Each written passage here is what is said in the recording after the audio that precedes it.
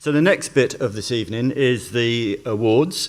We have several awards that we give out at GFN, and the first awards are given by the International Network of Nicotine Consumer Organisations, which is the umbrella body for the nicotine consumer advocacy organisations globally, which have had such an important impact on helping to change views on nicotine products. And I'm going to invite Judy Gibson from INNCO to come up to give the awards on behalf of INNCO. So Judy.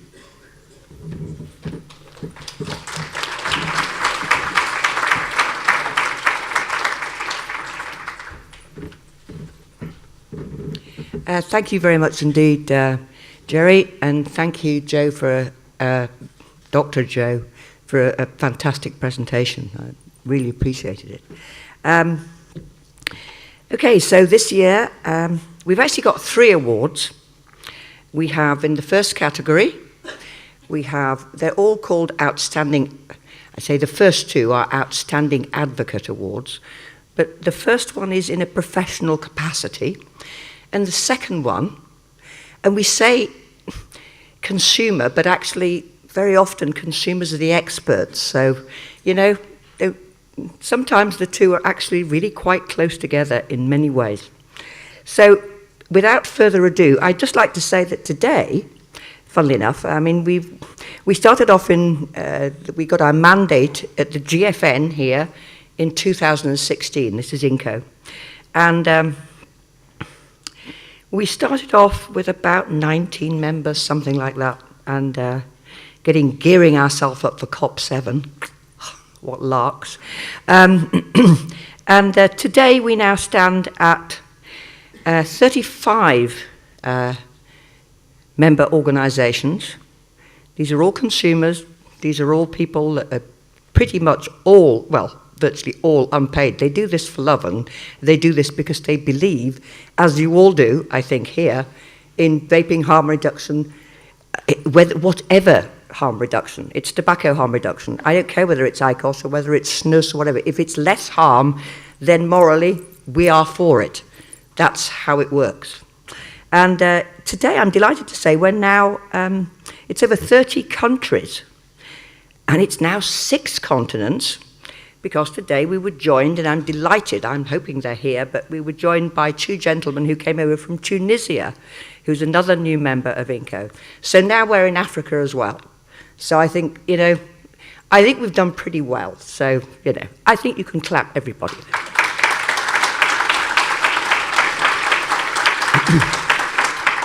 Thank you. That's for the organisations. It's truly not for me.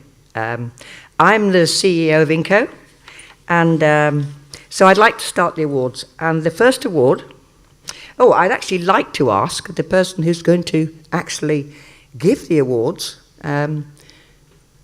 Dr. Yes, I'm sorry, did they not tell you? Not that one. No. No, they didn't tell me. No, I need you up here.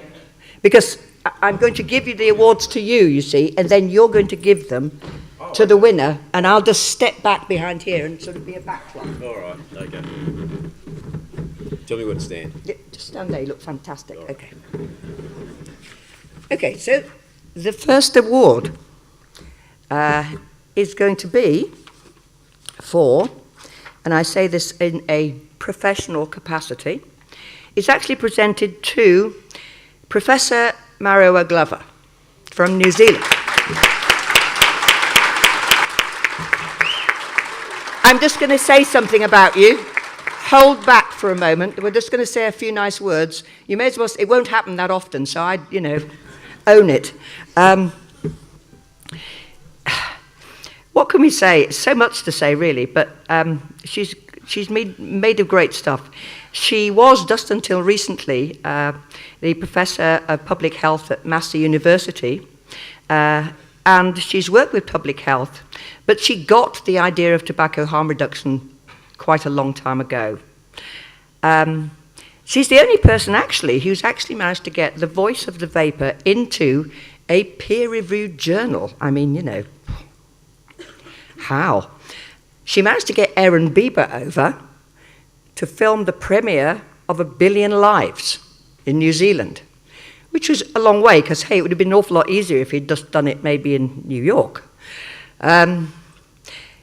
She's now left Massey University, but she's now going to concentrate on bringing tobacco harm reduction to indigenous populations across the world. And I think we all know and we are aware of the problem that exists with many indigenous populations because they're isolated, blah, blah, blah. We're aware of it. And finally, I'd like to say that she has the voice of authority of academia, but she has the compassion and the heart of a consumer. And she's also my friend. Ladies and gentlemen, please welcome Professor Marawa Glover.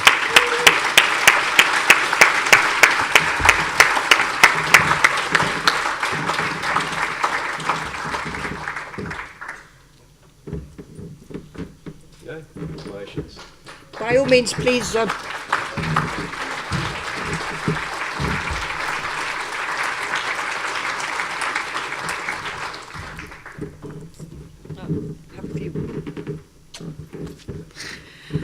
Well, of course, thank you so much, Judy and Joe, for this. And there's a lot of people to thank, obviously. It's a very real honour. And, you know, myself and many of you here and many others who are not here, you know, we do work really hard, and some of us actually get paid, which is kind of like, you know, listening to you say all the volunteers, it's kind of feel you guys should be getting the award. It's not a problem. Okay, I'll get you a drink, right. I want to accept this award, though, on behalf of Team New Zealand,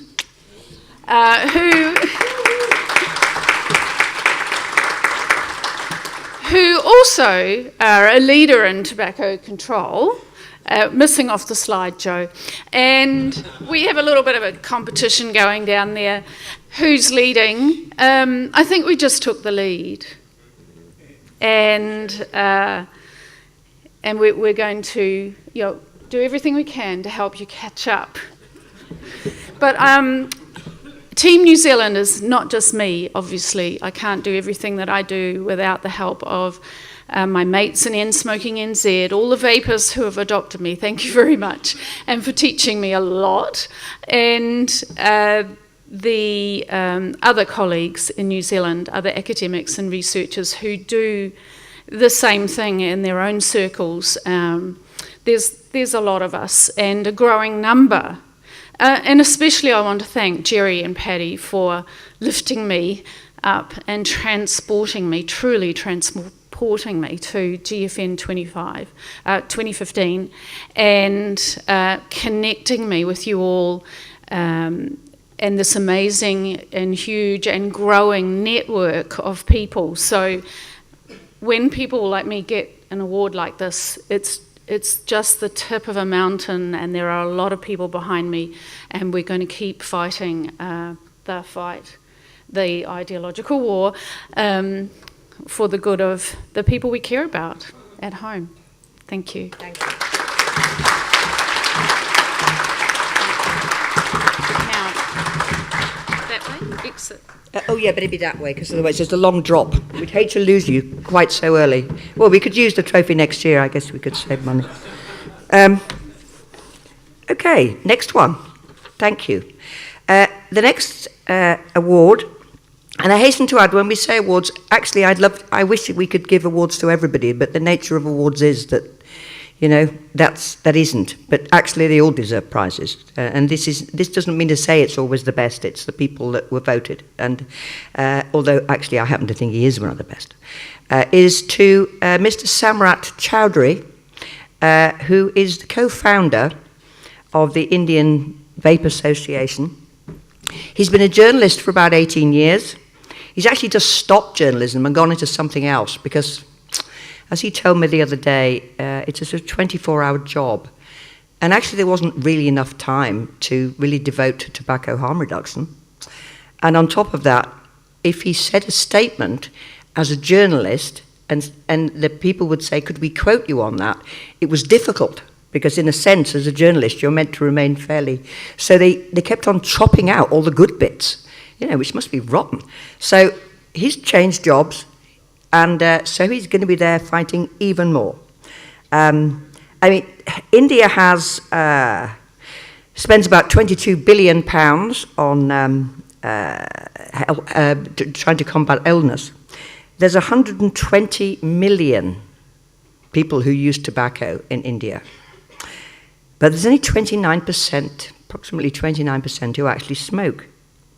However, that actually makes up 87% of the tax, which comes to about 5.3 billion. They also grow it, and they also have the Indian Tobacco Company. I just don't know why the government have a problem. I don't see any competing interest there whatsoever. It's a mystery. And he is the guy who is literally fighting on all fronts. And, there's only got a short time, and this isn't the time to say it, but I would seriously look up Samrat Chowdhury, look at some of his blogs, and see what he's fighting, because at the moment they're fighting for their lives. I mean, they really are. And so, okay, please, Mr. Samrat Chowdhury, thank you.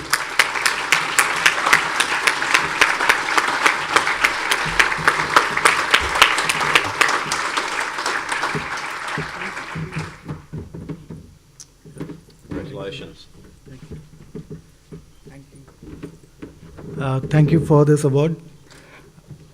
As Marwa said, you can't do this alone. So there are a lot of, I wish there were a lot of people, but there are quite a few people in India who are fighting for this. In India, the government moved really fast, so we couldn't really grow in numbers.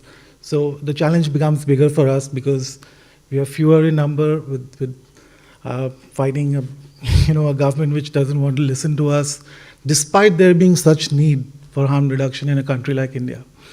I just got a gift from back home. We have another large state. It's the 6th largest state in the country with millions of smokers, and they said they're going to ban vaping. So, and this is the state where number of smokers actually increased. So, which underscores the need for harm reduction for the population, but we hope to be able to convince the government. We are up against the tide. And this is where we need international support and everyone to come together and fight for India. Thank you.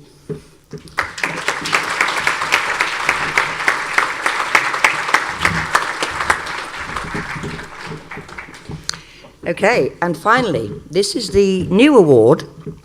It's going to be called the Honorary Roll, as it were. And INNCO sort of invented it because initially when KAC had these awards, before we took them over, it was in 2 categories, and the first category was a consumer who has made an impact and has just sort of got into it in the last 12 months or 18 months, and the other was a professional. The problem with that is that the poor buggers who've been doing it for the last 4 years never won a bloody thing. So we sort of thought it would be really nice to have an honorary roll and just acknowledge people who've been in the field. It could be a consumer, indeed it could be a scientist. It's actually just acknowledging people who've been there a long time. And there's so many that we'd have to wait a long time. So we thought, hey, we'll just have another award and then we'll move it on. So the winner this year of the INNCO Honour Roll is Olivia Kershaw. Now, a lot of you probably don't know Olivia? No. Oliver Kershaw. He founded the e-cigarette forum in 2007, which is really, really on the cusp of almost when nothing was happening. But he had the foresight to make this forum.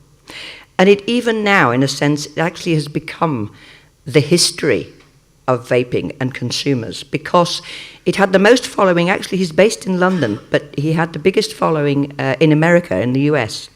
And in effect, that's all there was. And so he's continued this. He actually started up the e-cigarette summit in London, held at the London's Royal Society. He started that in 2017, or it could be 16, just don't quote me. And as he said, he believes that smokers deserve respect, honesty, attractive, enjoyable, affordable, safer nicotine products. And frankly, at the moment, it's not happening. I have to tell you that I'm pretty sure, unless he's suddenly arrived on a plane, we did understand he was coming, but I'm not sure. Oh, bloody hell, you've got here. Well, he is here. Ladies and gentlemen.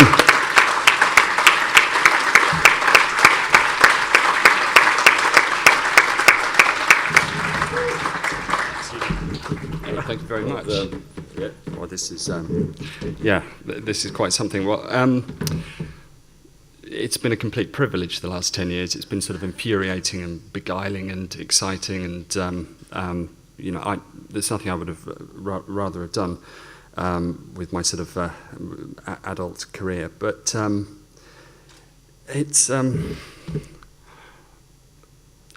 funny thing. I mean, you were saying earlier about communication.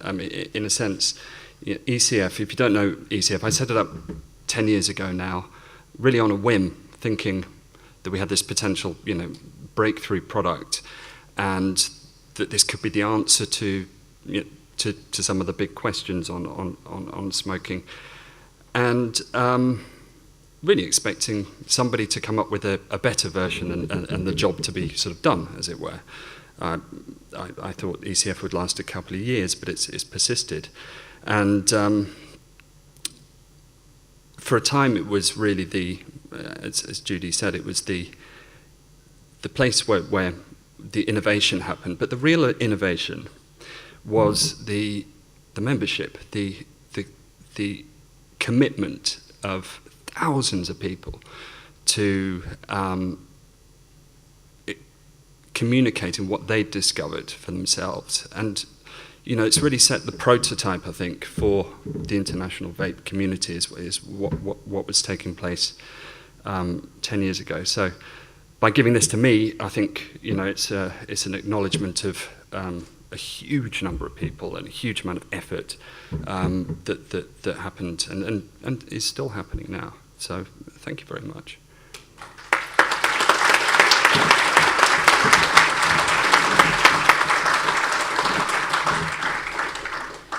By the way, to the award winners, I have very beautiful black bags, and I've got bubble wrap. I put it all on British Airways. I'm going to give you it soon, so don't go away. Thank you very much indeed. Thank you.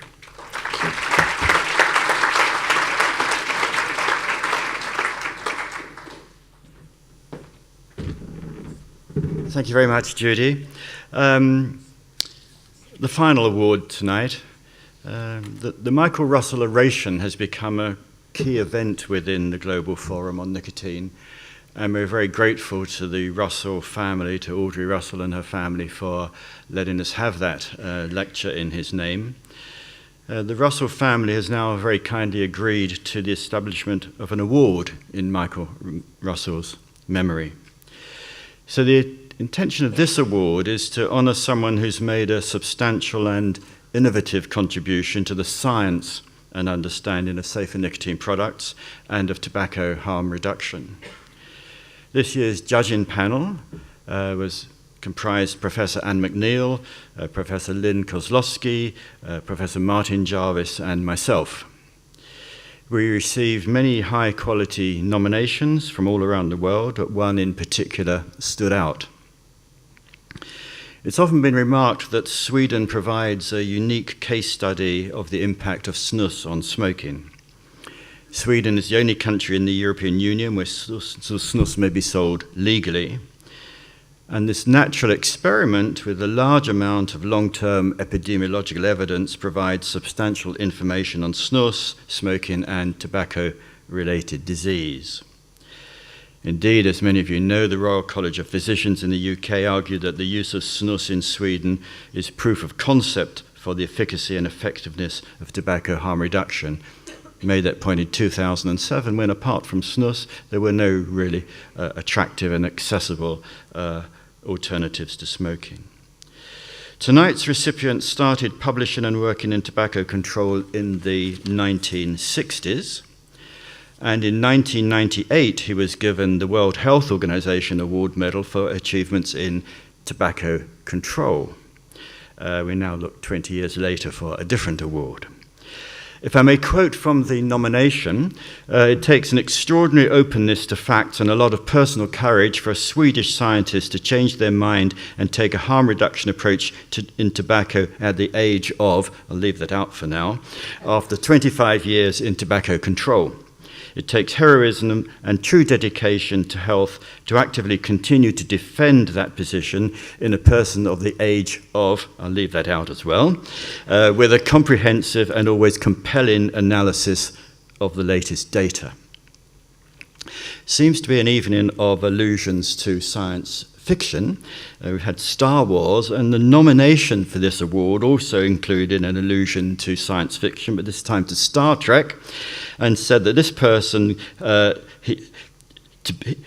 achievement is to boldly go where few Swedish tobacco scientists have gone before. If I may conclude on a personal note and thanks, the recipient's work contributed significantly to the current challenge to the EU ban on snus, and in evidence provided to the Court of Justice, we have this statement from him: if snus is made available by lifting of the current ban in the EU and truthful public education encourages substitution of snus for cigarettes, as in Sweden, then around 320,000 premature deaths per year can conceivably be prevented among men 30 years and older in the current EU countries. So I can reveal the age, 87, I think 88 next week. I think I've got that right. And it's my pleasure that the 2018 Michael Russel Award goes to Dr. Lars Ramstrong.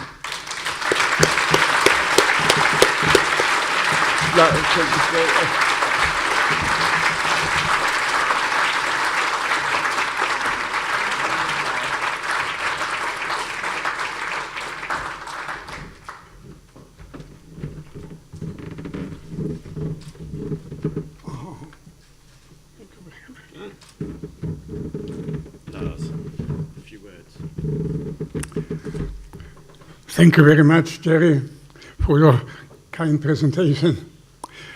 For me, it is a real pleasure and a big honor to get this recognition of my modest contributions to harm reduction.